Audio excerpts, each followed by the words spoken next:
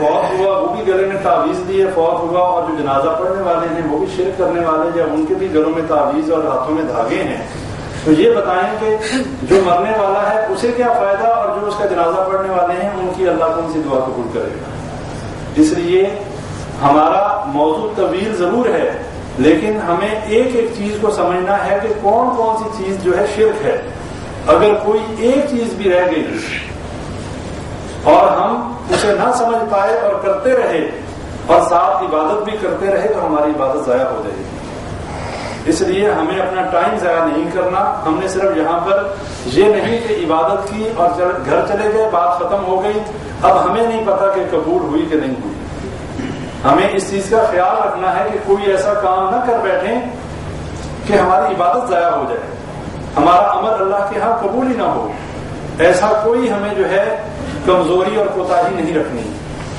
عبداللہ بن مسعود رضی اللہ تعالیٰ عنہ اپنے گھر میں گئے، ان کی بیوی زینب رضی اللہ تعالیٰ عنہ جن گلے میں ایک دھاگا اور ایک ہار کی طرح کی شکل کی ایک چیز پہنی ہوئی تھی،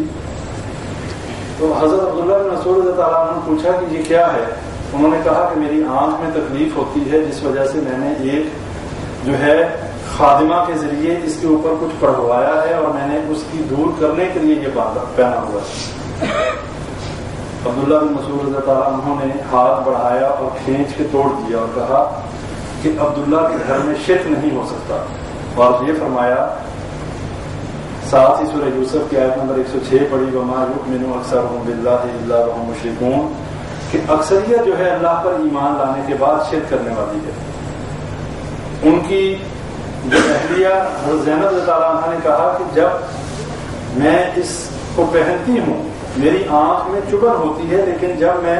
یہ پہن لیتی ہوں تو وہ چبھن ختم ہو جاتی ہے، یعنی میری تکلیف سے مجھے آرام مل جاتا ہے۔ عبداللہ بن مسعود رضی اللہ عنہ نے کہا کہ وہ شیطان ہے، کہ جب شیطان تمہاری آنکھ میں اپنا ہاتھ جو ہے لگاتا ہے، اس کو جب ہوتا ہے تو تمہیں تکلیف ہوتی ہے، اور جب تم یہ پہنتی ہو تو وہ اپنا ہاتھ پیچھے کر لیتا ہے۔ یہ بات اپنے ذہنوں میں رکھ لیں کہ یہ لوگ جو نجومی، کاہن، یہ غیب کی باتیں بتانے کا دعویٰ کرنے والے، ان لوگوں کا میکسیمم جو بات ہوتی ہے وہ جھوٹی ہوتی ہے، اور اس میں سے کچھ سچ ہوتا ہے، یہ نہیں کہ سب جھوٹ ہوتا ہے، کچھ سچ ہوتا ہے۔ اب یہ سچ کیسے ہوتا ہے؟ سچ ایسے ہوتا ہے کہ ان کا تعلق جنات کے ساتھ ہوتا ہے۔ نبی اکرم صلی اللہ علیہ وسلم کے مبعوث ہونے سے پہلے جنات جو ہیں، شیاطین جو ہیں، وہ آسمان پر کان لگا کر بیٹھا کرتے تھے خبریں سننے کے لیے، اور یہ تمام کام اللہ کی مرضی کے بغیر نہیں ہو سکتا، اس لیے کہ اللہ تعالیٰ نے اس کے ذریعے کچھ کو جو ہے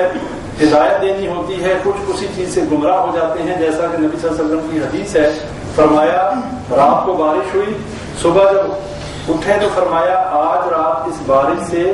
کئی لوگ جو ہیں وہ گمراہ ہو گئے، اور کئی جو ہیں ان کے ایمان جو ہیں اور مضبوط ہو گئے۔ صحابہ نے پوچھا کیا معاملہ نبی صلی اللہ علیہ وسلم؟ فرمایا کہ یہ جو رات بارش ہوئی، جن لوگوں نے یہ کہا کہ یہ فلاں سیارے اور فلاں ستارے کی وجہ سے بارش ہوئی، انہوں نے شرک کیا اور وہ گمراہ ہو گئے، اور جنہوں نے یہ کہا کہ یہ اللہ نے بارش برسائی، وہ واقعی توحید والے ہیں اور ان کا ایمان مضبوط ہو گیا اور ان کا ایمان اور پکا ہو گیا۔ اب یہی بات ہے کہ جو لوگ یہ سمجھتے ہیں کہ نجومیوں کے پاس جانے سے ہمیں جو ہے غیب کی باتوں کا پتہ چلتا ہے، بہت زیادہ ان کے بارے میں مذمت ہے۔ جو شخص یہ ایمان رکھتا ہے، جس کے ذہن میں یہ یقین ہے کہ نجومی جو بات بتاتا ہے، کاہن جو بات بتاتا ہے یہ سچی ہے، اس کی بات پہ ایمان لے آئے۔ نبی صلی اللہ علیہ وسلم نے فرمایا اس نے مجھ محمد صلی اللہ علیہ وسلم پر جو چیز نازل کی گئی اس کا انکار کیا، کہ نجومی کے پاس جو جاتا ہے یہ یقین لے کر کہ جو بات نجومی کہہ رہا ہے وہ سچی ہے، اس پہ ایمان لے کے آتا ہے، تو اس نے محمد صلی اللہ علیہ وسلم کی شریعت کا انکار کر دیا۔ اور جو شخص اس بات پہ ایمان نہیں رکھتا، صرف کیوریوسٹی کی وجہ سے، تجسس کی وجہ سے اس لیے جاتا ہے کہ یہ دیکھیں ڈرامہ لگایا ہوا ہے، صحیح بھی کہتا ہے کہ جھوٹ کہتا ہے، ویسے ہی جاتا ہے، اس پہ ایمان نہیں لاتا، صرف تجسس جو کی وجہ سے جاتا ہے کہ دیکھوں بات اس کی صحیح بھی ہے کہ غلط بات کرتا ہے۔ نبی صلی اللہ علیہ وسلم نے کہا جو اس عقیدے سے جائے اس کی 40 دن کی نماز قبول نہیں۔ اب بھائیو، یہ نجومیوں اور کاہنوں کے پاس جانا، ان کی باتوں کے اوپر ایمان لانا، یہ بھی شرک کی ایک شکل ہے۔ اور بات یہ ہو رہی تھی کہ یہ نجومی اور کاہن جو ہیں ان کے تعلقات جنات کے ساتھ ہوتے ہیں، اور جنات ان کی مدد تب کرتے ہیں کہ جب ان سے کفر اور شرک کروا لیتے ہیں۔ جب جنات اور شیاطین ان سے راضی ہو جاتے ہیں، اور وہ راضی، میں نے پچھلے دروس میں آپ کو ایک واقعہ سنایا تھا کہ شیطان کیسے راضی ہوتا ہے۔ پہلے گناہ کرواتا ہے، اس کے بعد اپنے آپ کو سجدہ کروایا راہب سے، اور اسے کہا کہ دنیا تیری میں نے پہلے برباد کر دی تھی، آخرت میں نے آج برباد کر دی۔ یہ شیاطین ایسے راضی ہوتے ہیں، اور جب وہ راضی ہو جاتے ہیں تو پھر وہ خبریں دینے کے لیے آسمانوں کی طرف جاتے ہیں۔ اللہ کہتے ہیں سورہ ملک میں بھی اللہ نے فرما دیا کہ جب وہ جاتے ہیں خبریں لینے کے لیے تو ان کے اوپر پتھراؤ کیا جاتا ہے سیاروں کے ذریعے، آگ کے گولے ان کو مارے جاتے ہیں، اور جتنے میکسیمم تو ان میں سے ہلاک ہو جاتے ہیں اسی سے۔ اگر ان میں سے کوئی ہلاک ہونے سے پہلے کوئی بات نیچے والے جن تک یا شیطان تک پہنچا دے، وہ شیطان وہی بات اگلے شیطان کو پہنچاتا ہے، اور ایک سچی بات کے اندر 99 جھوٹ ملا کے 100 باتیں وہ اپنے جو ہے جس کے لیے اس نجومی اور کاہن تک پہنچاتے ہیں، اور ہوتا یہ ہے وہی باتیں آگے بتائی جاتی ہیں، جن میں سے ایک بات سچی نکل آتی ہے، 99 باتیں جھوٹی ہوتی ہیں، اور جو ایک بات سچی ہوتی ہے لوگ کہتے ہیں واہ واہ بڑا پہنچا ہوا بندہ ہے، لیکن اس نے کہا تھا، اس نے سچ بتا دیا۔ کئی لوگ ایسے ہوتے ہیں، ہم جاتے ہیں، وہ ہمارا نام، ہمارے ماں باپ کا نام، ہمارا اگلا پچھلا جو ہے ہمارا حال، ہمارا مستقبل بتانا شروع کر دیتا ہے، ہمارا گزرا ہوا کہ تم فلاں جگہ پیدا ہوئے، تمہارا یہ معاملہ تھا، تم جو ہے تمہارے ساتھ یہ حادثے پیش آئے۔ اب یہ کیسے بتاتا ہے کہ یہ بھی شیاطین اور جن کے ذریعے جو ہر انسان کے ساتھ ایک شیطان ہے، اور وہ شیطان جو ہے وہ یہ باتیں دوسرے شیطان تک منتقل کرتا ہے، اور وہ جو ہے نجومی تک پہنچاتا ہے، اور جب بندہ کسی نجومی کے پاس جاتا ہے تو اس کے پاس پہلے ہی یہ باتیں پہنچ چکی ہوتی ہیں کہ یہ بندہ کون ہے، کہاں سے آیا، لوگ یہ سمجھتے ہیں یار یہ بڑا پہنچا ہوا ہے۔ لہٰذا ایسے نجومیوں اور ایسے کاہنوں سے جو ہے ہوشیار رہیں، ان کے پاس کسی حالت میں بھی نہیں جانا چاہیے۔ اگر کوئی مشکل آ جائے، اگر کوئی مصیبت ہے، صرف اللہ سے رجوع کریں۔ یہ بھی شرک ہے، تعویذوں کا لٹکانا، ہاتھوں میں جو ہے دھاگے اور انگوٹھی پہننا مسنون ہے، لیکن نیت جو ہے وہ دیکھ لیں۔ انگوٹھی اگر کسی نے ویسے پہنی ہوئی ہے وہ مسنون ہے، سونا نہیں پہن سکتے، چاندی کی پہن سکتے ہیں، لیکن اگر انگوٹھی کوئی پڑی ہوئی ہے، اس کے اوپر کوئی دم ہوا ہے، کوئی منتر ہوا ہے، تو وہ نہیں پہن سکتے۔ اس طرح کی انگوٹھی، اسی طرح کا کڑا، اسی طرح کا دھاگا باندھنا، گلے میں تعویذ کا لٹکانا، یہ تمام شرکیہ اعمال ہیں،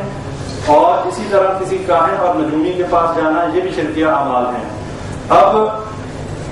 اس کے بعد آپ لوگوں کو یہ بتانا ہے کہ لات، منات، حبل اور عزیٰ جو ہیں ان کے بارے میں کہ یہ ان کی حقیقت کیا تھی، اور مشرکین مکہ کے نزدیک ان کا کیا معاملہ تھا، انہیں کیوں وہ جو ہے ان کی عبادت کرتے تھے۔ لات کے بارے میں آتا ہے کہ وہ ایک پتھر تھا، ایک ایسا پتھر جو طائف کی ایک جو وادی ہے وہاں پر رکھا گیا، بہت اس کے اوپر جو ہے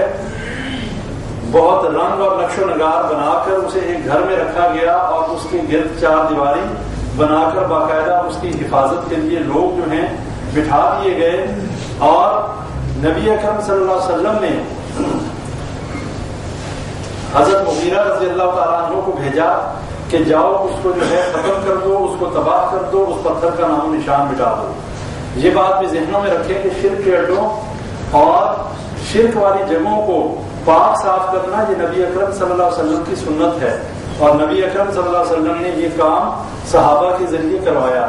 یہ لات جو تھا یہ ایک سفید پتھر تھا جسے حضرت مغیرہ رضی اللہ تعالیٰ عنہ کو نبی اکرم صلی اللہ علیہ وسلم نے بھیجا کہ اس کو ختم کر دو، اس کو مسمار کر دو۔ حضرت مغیرہ جو ہے وہ گئے اور انہوں نے اس پتھر کو جو ہے جلا دیا، اس کو بالکل تباہ کر دیا، اور اس